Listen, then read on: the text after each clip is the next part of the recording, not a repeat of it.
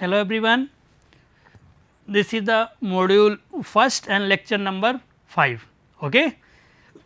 Your subject design of concrete structures KCE 601, and in this lecture we will discuss about the introduction of limit state method of RCC, मतलब reinforced cement concrete beam के बारे में discuss करने जा रहे हैं limit state method से. ठीक है, तो अभी तक जो भी डिस्कस किए हैं before this lecture we have completed the design philosophy of working stress method, ultimate load method, okay, and introduction of the concrete. But now we have reached to the limit state method, and it is the most important method by which currently all the concrete structures design.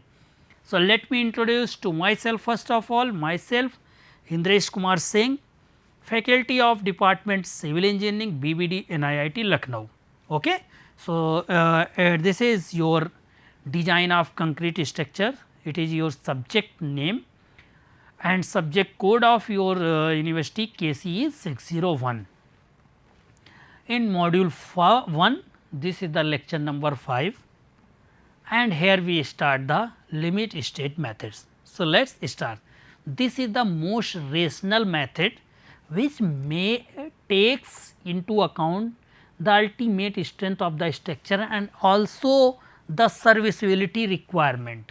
Means जब हम कभी कोई structure अगर design करते हैं तो उसकी अगर हमें स्ट्रेंथ चाहिए, उसकी सर्विसिबिलिटी भी चाहिए. जैसे कंक्रीट के स्ट्रक्चर हैं कम से 100 ईयर तक चलते हैं, ठीक है, उनकी हम लाइफ स्पेन भी मानते हैं, तो वो चीज़ भी आपको पता होना चाहिए. तो दो इम्पॉर्टेंट लिमिट स्टेट कंसीडर करते हैं डिजाइनिंग में, एक लिमिट स्टेट ऑफ कोलैप्स होता है और एक लिमिट स्टेट ऑफ सर्विसिबिलिटी होती है. ठीक है, तो सर्विसिबिलिटी में कितनी टाइम तक जाएंगे, कोलैप्स में लोड अप्लाई करने पर कब फेल होता है, वो कोलैप्स के बारे में पढ़ते हैं. तो लिमिट स्टेट मेथड में दो मेथड डिजाइन के लिए रहेंगे, एक लिमिट स्टेट ऑफ कोलैप्स, एक लिमिट स्टेट ऑफ सर्विसिबिलिटी. ठीक है, दोनों के बारे में जानेंगे.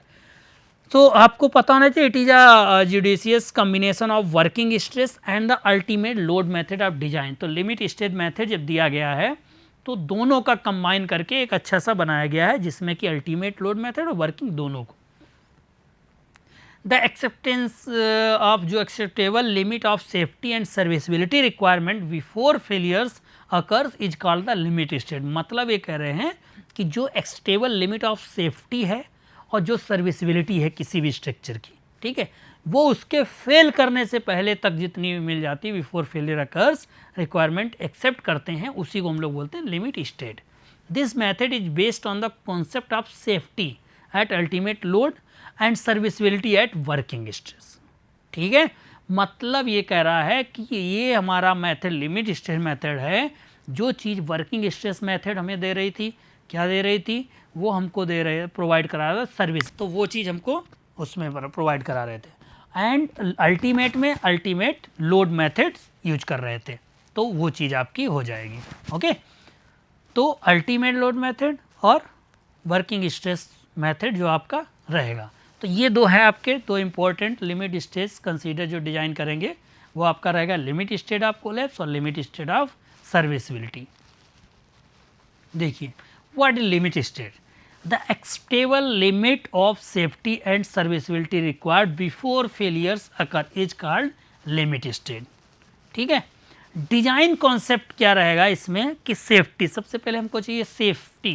तो implies that likelihood of partial और total collapse of structure is acceptably low, not only under normal load service load but also under overload. मतलब ये नहीं कि अगर आपने कहा कि 100 न्यूटन के लिए आपने डिज़ाइन करके दे दिया और 100.1 हुआ तो तुरंत फेल कर गया, ऐसा नहीं. हम कोशिश करते हैं कि डिज़ाइन कॉन्सेप्ट में ऐसा लेकर चलते हैं कि जितनी भी उसकी स्ट्रेंथ है अगर उससे ज़्यादा भी कभी हो जाए तो वो भी गेन कर ले, तुरंत फेल ना हो. ठीक है, थोड़ा बहुत जितनी भी स्ट्रेंथ रहेगी वो सारी करेंगे. दूसरा हमारा सेफ्टी हो गई. फिर सर्विसिबिलिटी की satisfactory performance of the structure under service load without discomfort to user due to the excessive deflection, cracking, vibration, ये सब नहीं होने चाहिए. ये नहीं है कि 10 साल तक अगर हमने कहीं स्टैटिक लोड रख दिया तो उसमें क्रैक सब आ गए 2 साल में, ये आजकल स्ट्रक्चर फेल हो जाते हैं, तो वो सर्विसिबिलिटी भी पता होनी चाहिए. अदर कंसिडरेशन सच एट ड्यूरेबिलिटी, ओके, इंसुलेशन और सारी चीज़ें रहेंगी, इम्परमेबिलिटी, कंडीशन, थर्मल इंसुलेशन, ये सारी कंक्रीट की रहते हैं हमारे जो प्रॉपर्टीज़ होती हैं वो सारी चीज़ें इसमें हम लेकर चलते हैं। लिमिट स्टेट मेथड का पर्पज़ क्या है? To achieve acceptable probability that the structure will not become unfit for its intended uses, that it will not reach a limit state. Thus, a structure ceases to the fit for use will constitute a limit state, and design aim to avoid any such condition being reached during the expected life of the structure. Two principal type of limit state होते हैं, ultimate limit state और serviceability limit state. दो मैंने बता रहे हैं, इसमें आपको ध्यान रखने हैं, ठीक है। This required that the structure must be able to withstand with an adequate factor of safety against collapse the load for which design limit state, flexural, shear, compression, torsion, bearing। देखिए क्या होगा, दोनों लिमिट और इसमें क्या चीज़ें आती हैं, आप कैसे समझोगे चीज़ों को, तो वो बता रहे सर्विसिबिलिटी और लिमिट में आपको मैं बता रहा हूँ, ठीक है। एक मिनट, चलिए अच्छा यहाँ पे अभी नहीं है, आप समझ लीजिए ध्यान से बात, ठीक है। कि लिमिट में क्या रहेगा, लिमिट स्टेट में आपको क्या क्या चीज़ें फाइंड करनी रहेंगी। कोलैप्स में flexural bending, shear force, compression, torsion, bearing, ये सारी चीज़ें रहती हैं, तो ये हमारा आता है अल्टीमेट लिमिट स्टेट में। सर्विसिबिलिटी में क्या रहेगा आपका, सर्विसिबिलिटी में जब हम बात किसी स्ट्रक्चर के डिफ्लेक्शन की करते हैं, क्रैकिंग की करते हैं, ड्यूरेबिलिटी की करते हैं, तो वो हमारा आता है सर्विसिबिलिटी में, ठीक है। तो अभी हम इस लेक्चर में, इस सब्जेक्ट में आपका जो ध्यान रखना है, जो पढ़ना है, वो अल्टीमेट लिमिट स्टेट पढ़ना है। तो इसका मतलब अल्टीमेट लिमिट स्टेट, जो हमें लिमिट स्टेट मेथड पढ़ना है, उसमें क्या क्या चीज़ें जाननी है स्ट्रक्चर की, कि उसकी फ्लेक्सुरल क्या होगी, शियर स्ट्रेंथ क्या होगी, स्ट्रेंथ कंप्रेशन में क्या होगा, टॉर्जन में क्या होगा, बेंडिंग में क्या होगा, ये चीज़ें जाननी है, ठीक है। इस सब्जेक्ट में आपको ये पढ़ना है, इसीलिए अल्टीमेट लिमिट स्टेट मेथड हम यहाँ पर अब डिज़ाइन करने जा रहे हैं, उसमें फिलॉसफी है, ठीक है। और सर्विसिबिलिटी में आप क्या क्या चीज़ें जानते हो, पढ़ते हो, डिफ्लेक्शन के बारे में जानते हो, स्ट्रक्चर के क्रैकिंग के बारे में, ड्यूरेबिलिटी के बारे में, ये दो चीज़ें आप सारी चीज़ें जानते हैं। एक्सेसिव वाइब्रेशन, फॉटिग्स, फायर रेजिस्टेंस, ये सारी जो चीज़ें होती है वो हम पढ़ते हैं सर्विसिबिलिटी में, तो वो हमारे नहीं है। हमें पढ़ना है लिमिट स्टेट मेथड, और लिमिट स्टेट मेथड में आपको पता है फ्लेक्सुरल पढ़ना है, शियर फोर्स पढ़ना है, टॉर्सन पढ़ना है, आपको ये सारी चीज़ें जाननी है, ठीक है। अब ये सारी चीज़ें अगर जाननी है, तो थोड़ी चीज़ें अगर उनसे जानने से पहले हम लिमिट स्टेट मेथड में एक फैक्टर ऑफ सेफ्टी जो लगाते हैं उसके बारे में जान लेते हैं, फिर आगे बढ़ते हैं। जैसा कि वर्किंग स्ट्रेस मेथड में मैंने बताया था कि डेड लोड, लाइव लोड जब हम यूज कर रहे थे, तो वहाँ पे आपको बताए थे 1.5 dead load plus 2.2 live load, okay, plus 0.7 आपका विंड लोड भी अप्लाई कर रहे थे, तो वहाँ पे फैक्टर ऑफ सेफ्टी हमने कंक्रीट के लिए 3 ले लिया था, 1.78 स्टील बार के ले लिया। लेकिन जब लिमिट स्टेट मेथड में आते हैं, तो एट दैट टाइम जो लोड कॉम्बिनेशन रहेगा कि डेड लोड और लाइव लोड का टोटल रहेगा, तो फैक्टर ऑफ सेफ्टी हम क्या लेंगे, तो दोनों के लिए लिमिट स्टेट ऑफ कोलैप्स और लिमिट स्टेट ऑफ सर्विसिबिलिटी, समझ रहे हो दोनों बातों को, कि limit of state of collapse में क्या क्या रहता है हमारा, कि जब हम किसी भी स्ट्रक्चर का shear force, bending movement, okay, ये सारी चीज़ें फाइंड करते हैं, फ्लेक्सुरल, ये सब चीज़ें अगर पढ़ते हैं, स्टडी करते हैं, तो उसको लिमिट स्टेट ऑफ कोलैप्स बोलते हैं। और जब हम उसके क्रैक्स के बारे में, डिफ्लेक्शन के बारे में, वो सारी चीज़ें पढ़ते हैं, तब उसको हम पढ़ते हैं लिमिट स्टेट ऑफ सर्विसिबिलिटी में। तो दोनों के लिए पार्शियल सेफ्टी फैक्टर्स क्या रहेंगे फॉर द लोड, याद रखिएगा, हमने फैक्टर ऑफ सेफ्टी भी दो टाइप के होता है, कि एक तो फॉर द स्ट्रेस होते हैं और एक लोड के लिए होते हैं। तो हम अब डिजाइन करेंगे लिमिट स्टेट मेथड से, तो उसमें हम फैक्टर जो रहेंगे पार्शियल फैक्टर ऑफ सेफ्टी, वो लोड के लेंगे, ठीक है, क्योंकि यहाँ पे कोलैप्स जो रहेगा हमारा वो लिमिट स्टेट में, तो लोड से हम लेंगे, इसीलिए लिमिट स्टेट मेथड अच्छा है। जबकि वर्किंग स्ट्रेस में क्या कर रहे थे, स्ट्रेस के हम फैक्टर ऑफ सेफ्टी ले रहे थे। तो आप देखिए यहाँ पर partial factor of safety for load जो रहेंगे, तो अगर आपका डेड लोड और लाइव लोड दोनों कंबाइन है, तो वहाँ पर आप क्या लोगे, लिमिट स्टेट में 1.5 ही लेते हैं, ठीक है, और सर्विसिबिलिटी में 1 और 1 लोगे जब कभी भी, उसके बारे में पढ़ते हैं, ठीक है। डेड लोड, विंड लोड और जो भी आपके अदर लोड्स रहेंगे, आपके अर्थक्वेक लोड्स रहेंगे, तब भी हम 1.5 और 0.9 वो कुछ स्पेशल केसेस में लेते हैं, वो होता है 1.5। तो इस टेबल से आपको दिख रहा होगा कि मोस्टली आपको ये फैक्टर ऑफ सेफ्टी इतने कॉम्बिनेशन के बेसिस पे सब रहते हैं, ओके। तो इनमें से आपको दिख रहा होगा कि 1.5 ये हमारा ठीक है डेड लोड, लाइव लोड के लिए जो हम डिज़ाइन करने जा रहे हैं अभी आगे बीम जितनी भी, तो वो हम रखेंगे dead load, live load consider करेंगे। तो फैक्टर ऑफ सेफ्टी और लिमिट स्टेट ऑफ कोलैप्स को ही हम यहाँ पर अभी सब्जेक्ट में डिस्कस करेंगे। तो इसलिए फैक्टर ऑफ सेफ्टी कंक्रीट का जो रहेगा partial factor of safety load वो 1.5 लेकर चलेंगे limit state method. Okay, I hope कि आपकी ये बात समझ में आई होगी। फैक्टर लोड क्या होता है अब जान लीजिए कि फैक्टर जो फैक्टर आ गया तो फैक्टर लोड क्या होगा, तो जो load obtain by multiplying a characteristics load bye appropriate partial factor factor, उसको हम बोलते हैं फैक्टर लोड।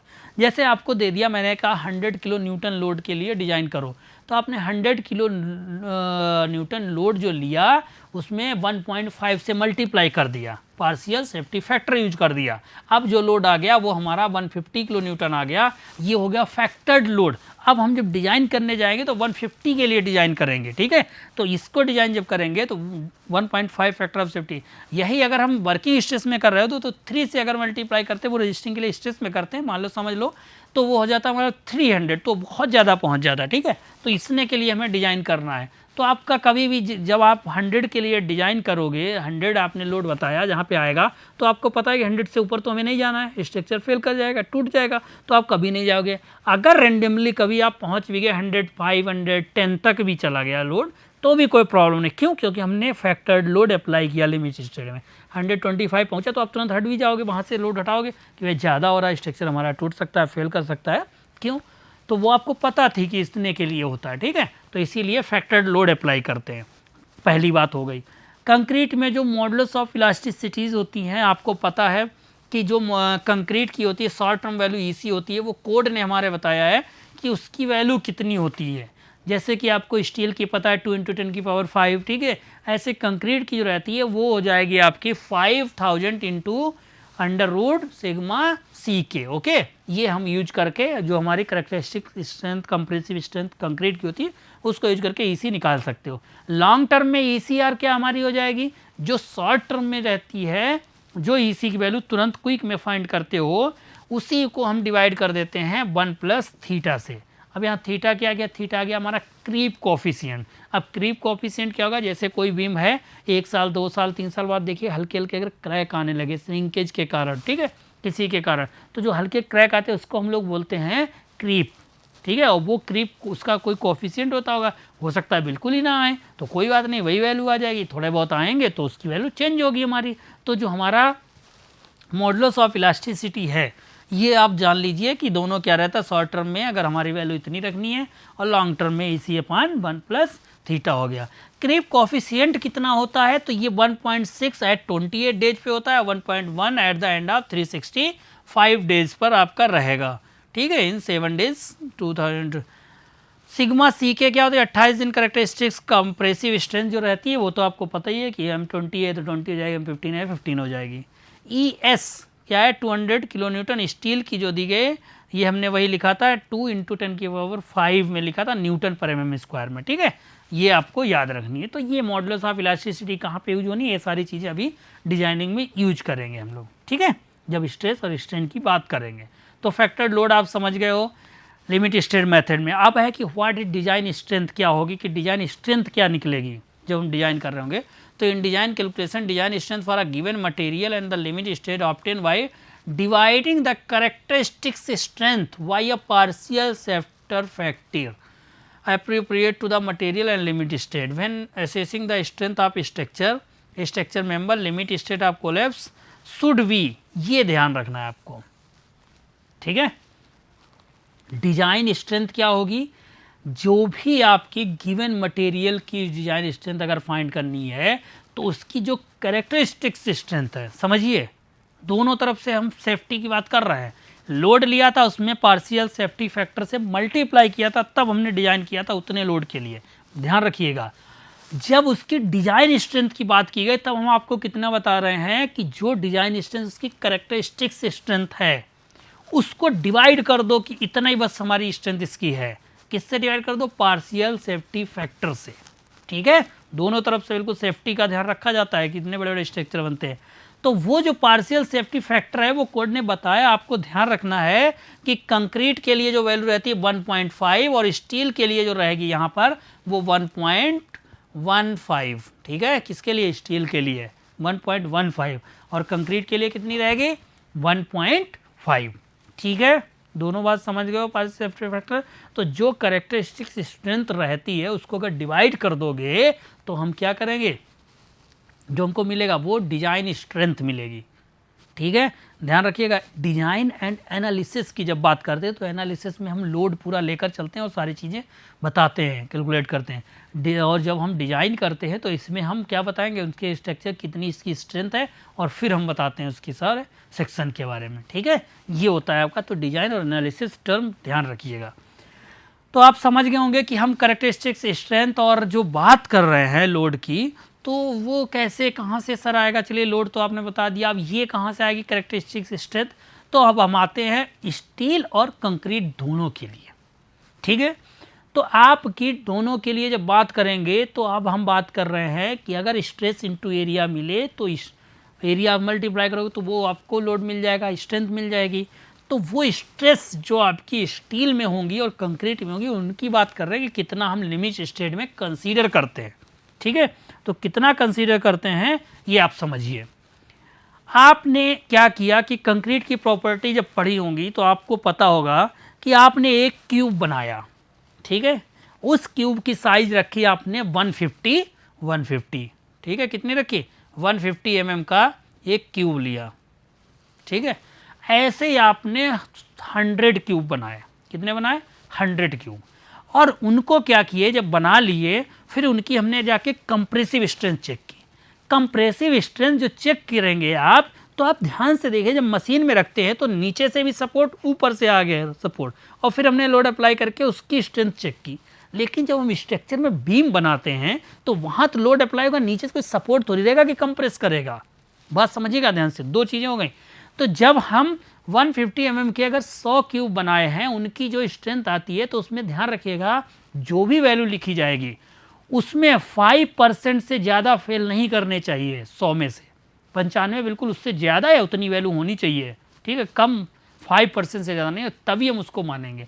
तो जो वैल्यू आई आपने, जो लैब में आपने वैल्यू निकाली, वो मान लीजिए एक क्यूब की जो आपने 100 क्यूब पूरा करके और पूरी आपने एक बताई कि हमारी ये की वैल्यू आ रही वो FCK आई। कितनी आई, FCK। तो स्ट्रेस और स्ट्रेन डायग्राम पे हमने बात की है, तो हमें मालूम है कि जो हमारा स्ट्रेस डायग्राम है वो कुछ तो हमारा ये पैराबोलिक ऐसे बनता चला गया यहाँ तक, फिर इसके बाद ये लीनियर हो गया। कहाँ तक पैराबोलिक बनता चला गया, वो 0.002 स्ट्रेन तक, जितनी भी मटेरियल प्रोवाइड की। 0.0035 जो कंक्रीट की स्ट्रेन होगी, जब उसमें इतनी आ जाएगी तो वहाँ पर हमारा ये बिल्कुल स्ट्रेस आता है, और यहीं तक हम स्ट्रेस कंसीडर करते हैं डिजाइन करते समय। ठीक है, तो याद रखिएगा कि हमारी मैक्सिमम या परमिसिबल स्ट्रेन जो रहेगी किसी भी कंक्रीट में वो 0.0035। ठीक है, तो आपने देखा कि जब हमने स्ट्रेस और स्ट्रेन डायग्राम बनाया तो उसकी जो स्ट्रेस आ रही है, जो क्यूब की कंक्रीट की, वो हमने बना दिया FCK ले लिया। कितना ले लिया, FCK। लेकिन ये कौन सी थी, लैब की थी। ठीक है, क्या थी, लैब में। अब लैब में मैंने बताया ना कि अगर उसकी चेक कर रहे हैं तो नीचे से भी सपोर्ट होगा तभी तो वो क्यूब रखोगे, और ऊपर से भी दबाए, फिर आपने मशीन यूज की तो दोनों तरफ से इसको कंप्रेस किया जा रहा है, जबकि प्रैक्टिकल में ऐसा नहीं होता है। तो इसलिए हम क्या करते हैं, जो डिजाइन करके बताया गया इस कोड में कि वो उतनी वैल्यू हम कभी भी नहीं कंसीडर करेंगे, जो परमिसिबल वैल्यू होगी वो उसकी 0.67 मतलब 67% ही FCK लेंगे। तो हमारा दूसरा वाला ये ग्राफ बनता है कि इस पे हम ये इसकी डिजाइन वैल्यू लेंगे, जिसकी हम बात कर रहे थे अभी, आपकी कैरेक्टरिस्टिक्स स्ट्रेंथ। ये कैसे आई कि अगर इसी को हम 1.5 से डिवाइड कर दें, ये 1.5 क्या है, फैक्टर ऑफ सेफ्टी पार्शियल नहीं है। ठीक है, 1.5 partial factor of safety concrete का लिया गया, लेकिन यहाँ पर जो हम डिवाइड कर रहे हैं वो नहीं है। ठीक है, इससे डिवाइड करोगे तो ये वैल्यू आ जाएगी 0.67 FCK। अब क्या हुआ, अब जब ये हम डिजाइन स्ट्रेंथ फाइंड करेंगे, स्ट्रेस इसकी, तब इसको हम 1.5 से अगर डिवाइड करेंगे तो जो वैल्यू मिलेगी वो आपकी आएगी डिजाइन स्ट्रेंथ। ठीक है, तो उसके लिए ग्राफ जब बनकर आता है वो ये वाला बना। तो यहाँ पर देखिए 0.67 FCK को गामा M से पार्शियल फैक्टर ऑफ सेफ्टी से डिवाइड किया है। अब अगर हम इसको डिवाइड कर देंगे तो ये कुछ हमें वैल्यू मिलेगी 0.446 FCK। आपने देखा होगा पूरा जब डिजाइन कर रहे होंगे तो हम यही रख रहे होंगे 0.446 FCK, याद रखिएगा। Extreme stress at the concrete कितनी पहुंचेगी, वो 0.0035 स्ट्रेन पर जो स्ट्रेस मैक्सिमम रहेगी वो 0.446 FCK हम कंसीडर करेंगे लिमिट स्टेट मेथड में। ठीक है, अब आप समझ जाइए जो लैब में हमने उसकी स्ट्रेस निकाली वो आपकी FCK आ गई। ठीक है, लेकिन उसके बाद हमें पता था कि प्रैक्टिकल जो करते हैं तो प्रैक्टिकली जो लाइव में बनती है तो वो हमने कितनी कंसीडर की 0.67 FCK उतने पर। और फिर हमने जब डिजाइन स्ट्रेंथ निकाली तो हमने उसको डिवाइड किया, क्योंकि सेफ्टी फैक्टर हमें जरूरी चाहिए तो हमने उसका पार्शियल फैक्टर सेफ्टी से डिवाइड किया।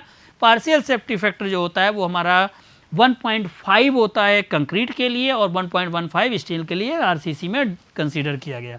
इससे डिवाइड करेंगे तो हमारी वैल्यू 0.446 FCK मिलेगी। वो हमारा ये वाली वैल्यू जो मिलेगी इस पे हम डिजाइनिंग करते हैं। तो आप समझ सकते हो कितना हम कंक्रीट को जो होती है उस कंक्रीट की स्ट्रेंथ कितनी सेफ लेते हैं। ठीक है, क्योंकि बहुत सारे फैक्टर्स होते हैं, वो सारे फैक्टर्स इंक्लूड करके सब कुछ एज्यूम किया जाता है। बात आती है लाइफ की।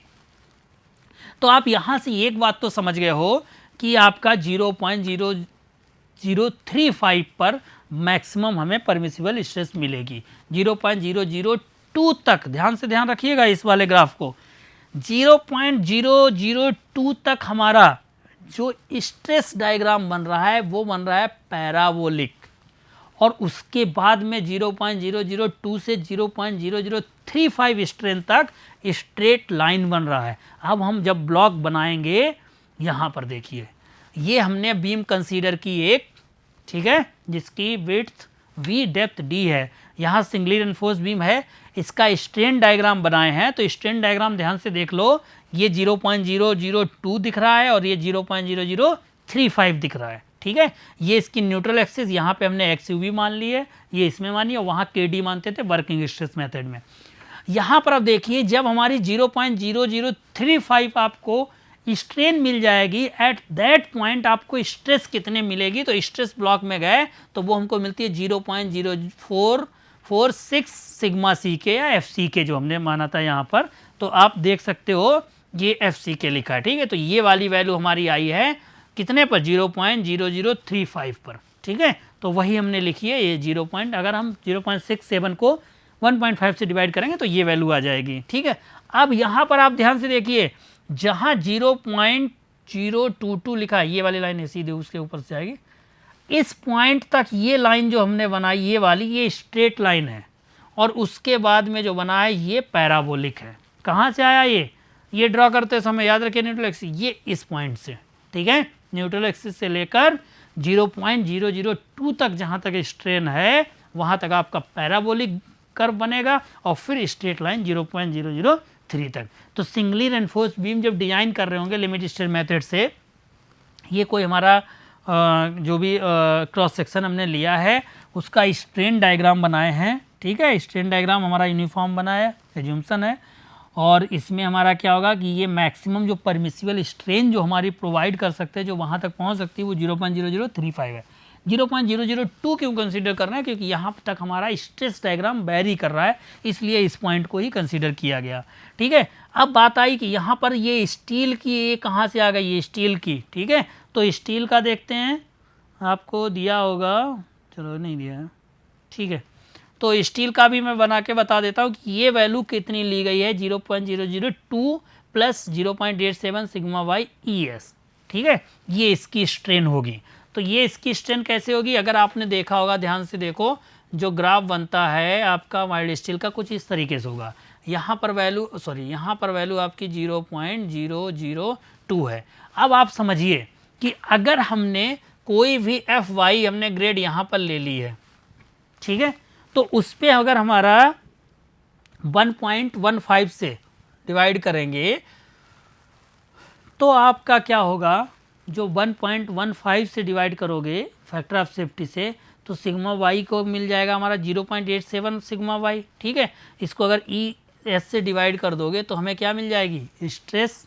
ठीक है, तो ये स्ट्रेस जब मिलेगी, अब यहाँ पर आप चाहे कंसीडर करो 0.02 पर, और इसके इधर करोगे तो उसके लिए भी यही सेम रहेगी लाइन। ठीक है, तो ये जो यहाँ पे बनाते हैं, देखो ध्यान से, ये आपका इस तरीके से बना है माइल्ड स्ट्रेस के लिए, ठीक है। ग्राफ थोड़ा सही नहीं बन पा रहा, ध्यान दीजिएगा। तो ये वैल्यू जो सबसे पहले आपने एफ वाई ले ली, किसकी, जो आपने स्टील की, इसको फैक्टर ऑफ सेफ्टी से अगर डिवाइड कर देंगे तो हमारा क्या आ जाएगा, एफ वाई अपान 1.15। ये किसका है फैक्टर ऑफ सेफ्टी, स्टील के लिए। तो ये वैल्यू मिल गई हमको यहाँ पर आके स्ट्रेस की, ठीक है, ये वाली मिल गई। अब 0.002 पर आपको जो मिल रही थी वो वैल्यू आपको मिल रही कितनी, ये मिल रही है आपको 0.87 सिग्मा सा एफ ई वाई। लेकिन हमको जाना कहाँ तक है, आपको 0.0035 तक। तो 0.035 तक अगर आप जाएंगे, कहाँ गया, ठीक है। तो अब आपको जब यहाँ ये 0.0035 तक पहुँच रहा होगा तो वहाँ पर क्या होगा, जितना भी 0.002 थी स्ट्रेन, उसी में आपका ये स्ट्रेस ऐड होती है, तो ये आती है, ठीक है। ग्राफ अभी आएगा तो मैं समझा दूंगा इसको और अच्छे से। अब आपको देखो वहीं पे दिया गया है कि maximum compressive stress in concrete कितनी होगी डिजाइन के लिए, हमारी 0.67 सिग्मा सी के, पता है कैसे आई थी, ठीक है। Strain in tensile reinforce should not be less than 0.87 ES plus 0.002, ये IS कोड में दिया गया, इससे कम नहीं ले सकते हो आप स्ट्रेन की वैल्यू। किसमें, आपकी ये ES की जो वैल्यू स्ट्रेन की दी गई, किसमें आप नहीं ले सकते हो, जब हम कोई भी रेनफोर्समेंट बीम डिजाइन कर रहे होंगे, ठीक है। तो these assumption is intend to ensure ductile failures reinforce has to undergo certain degree of inelastic deformation before concrete fail in compression. तो ये कह रहे हैं कंप्रेशन में जब फेल होगी उससे पहले थोड़ा इलास्टिक डिफॉर्मेशन हो जाएगा, तो तुरंत नहीं टूटेगी, ओके। इनइलास्टिक डिफॉर्मेशन जो रहता है, तो ये सारे हमने एज्यूम्पशंस लिए हैं, आपको पता होने चाहिए। यहाँ पर ध्यान से देखिए, ये बी और डी सेक्शन है, हमने न्यूट्रल एक्सिस एक्स यू पे लिया है। ये हमने AST जो स्टील प्रोवाइड की रेनफोर्समेंट, मैक्सिमम स्ट्रेन जो है वो कितनी आपकी रहेगी, ये मैं आपको बात कर चुका हूँ लिमिट स्ट्रेन में, 0.0035 तक, ठीक है। और उसके करस्पॉन्डिंग हमको स्टील की मॉडुलस ऑफ इलास्टिसिटी जो स्ट्रेन रहेगी वो हमको देखनी है स्ट्रेन, उसके करस्पॉन्डिंग स्ट्रेस कितनी आ रही है, 0.446 FCK। कैसे आई है, ये मैंने पूरा आपको इस ग्राफ में अभी बताया है। ये वाली वैल्यू क्यों कंसीडर करते हैं डिजाइन के लिए, ये वाली वैल्यू आप फिर से समझ सकते हैं इसको, ठीक है। तो यहाँ पर हमने ये बनाया, ये सारी कंप्रेशन की स्ट्रेसेस हैं हमारी और ये टेंशन की स्ट्रेस है, ठीक है। टेंशन की स्ट्रेस कितनी है, 0.87 FY। कैसे, क्योंकि हमने जो ग्राफ बनाते हैं, अगर ये हमारा इनिशियल FY के लिए है, इसको फैक्टर ऑफ सेफ्टी से डिवाइड करोगे तो हमारा आ जाएगा 0.87। क्यों, स्टील के लिए 1.15 कंसीडर करते हैं।